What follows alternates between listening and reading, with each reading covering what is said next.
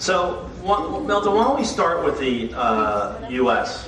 You know, a lot of people want to, because you hear contrarian views about the U.S. economy. You know, what's your opinion? You know, what's the state of the U.S. economy? Well, I think that it's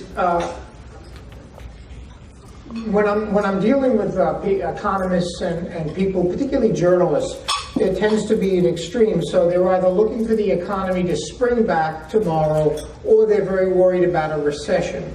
And I think neither is likely. The U.S. economy has been performing in a substandard way since we came out of the recession in 2009, and everything that has kept this economy substandard, slow, whatever word you want to use to describe it, is still in place.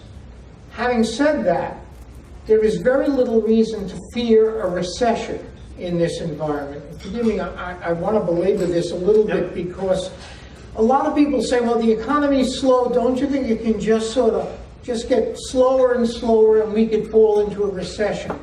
Economies do not go into recessions because they're bored or because they've lost momentum. They go into recessions because there are excesses. And in this economy today, there are no excesses, except maybe in the federal government, and I would argue that's a special case.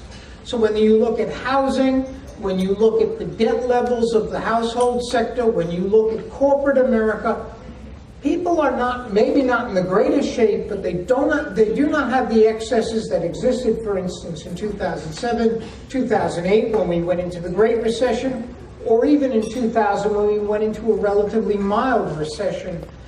So the recession is unlikely, even if there is very little prospect of this economy accelerating the way the government might forecast it. Okay.